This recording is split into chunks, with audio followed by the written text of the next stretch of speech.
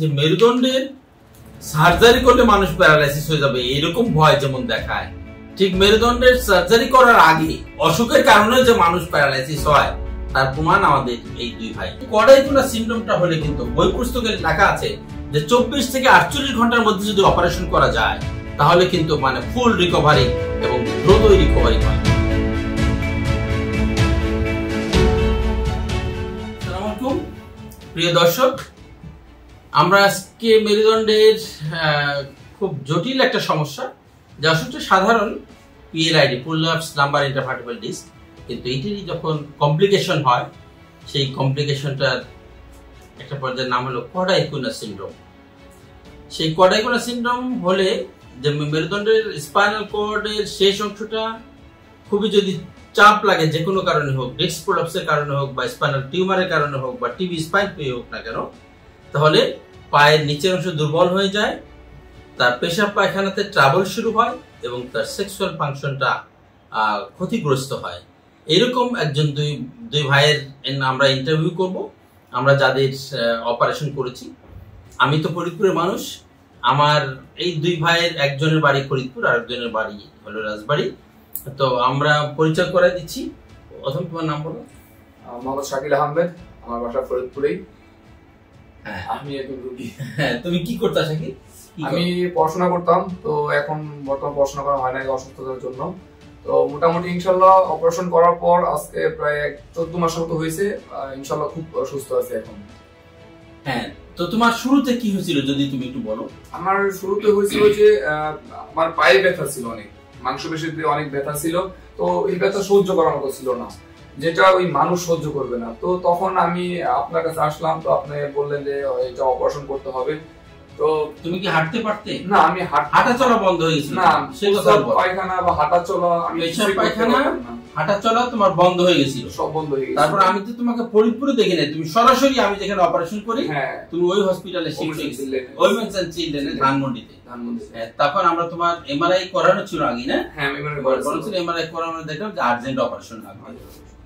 হ্যাঁ, তাহলে এরপরে আমরা এই ভাষাতে পরিচয় করিয়ে দিই। আমার নাম মোহাম্মদ আনিসুর রহমান, আমার বাসা রাজবাড়ীতে, আমার বয়স 30 বছর। তা আমার এই অপারেশনের আগে আপনি কি করেন একটু বলেন। আমি ব্যবসা করি, কম্পিউটারের ব্যবসা, বসে থাকা কাজ করি। জি জি, আপনার কি হয়েছিল, আপনার অসুখটা কেমন ছিল যদি বলেন। আমার মেরুদণ্ডের হাড়ের এখান থেকে পায়ের পাতা পর্যন্ত এই অপারেশনের আগে অনেক ব্যথা থাকতো, ব্যথা হইতো, আস্তে আস্তে ব্যথা সৃষ্টি হইতো। ব্যথার ওষুধ খাইলে আস্তে আস্তে ব্যথা কমে যেত, ব্যথার ওষুধ না খাইলে আবার ব্যথা শুরু হইতো, অনেক ব্যথা। এমন পর্যায়ে আমি আপনার কাছে আসি, আপনি বলেন অপারেশন করার কথা, কিন্তু আমি প্রথমে অপারেশন করি নাই, যে কোনো কারণে, যার কারণে আমার অনেক ভয় পেয়েছিলাম। এবং কি গ্রামে থাকি, গ্রামে থাকার কারণে অনেক সময় অনেকে ভয় দেখাইছে, যার কারণে আমি অপারেশন করি নাই প্রথমে। তারপরে আমার এমন অবস্থা হয়, এক রাত্রে ব্যথা আস্তে আস্তে বৃদ্ধি পায়, কোনোভাবেই নিয়ন্ত্রণ হয় না।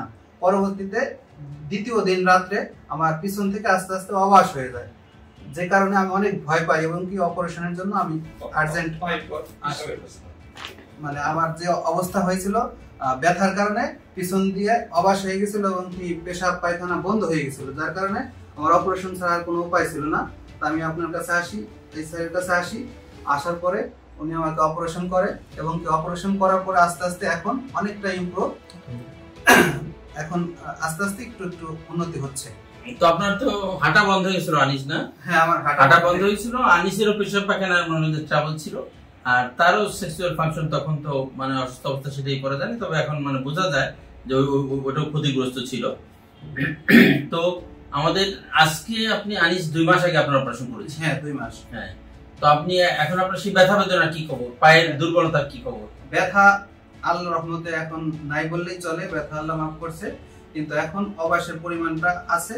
এই অবাসটা আস্তে আস্তে পায়ের শক্তিটা ফিরে আসছে, তো পায়ের শক্তি আগের চেয়ে অনেকটাই ফিরে আসছে, কিন্তু ওই যে পিছনে যেখানে আমরা ভর করে বসি সেই জায়গাটা পেশাব পায়খানার আস্থাটা পিছনের যে মাংসের অংশ আমাদের কোমরের ওই জায়গাটা আপনার অবশ আছে, অবশ আছে এখনো।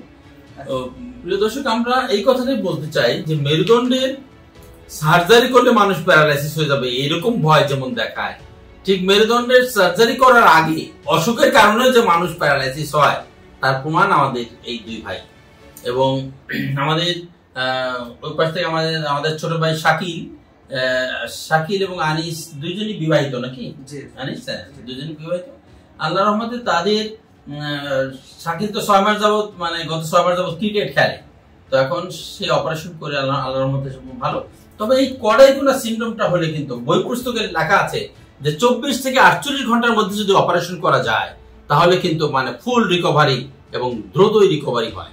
কিন্তু এই সময়টা যদি ডিলে হয়, রোগীর যদি দেরিতে প্রেজেন্ট করে তাহলেও ভালো হয়, কিন্তু সেক্ষেত্রে লম্বা সময় লাগে। আমাদের শাকিল বলতে গেলে এখন 95% ভালো, তার অল্প একটু সমস্যা আছে, সেক্সুয়াল প্রবলেম একটু আছে অল্প, এটাও আমি আশা করি যে ধীরে ধীরে রিকভার হয়ে যাবে।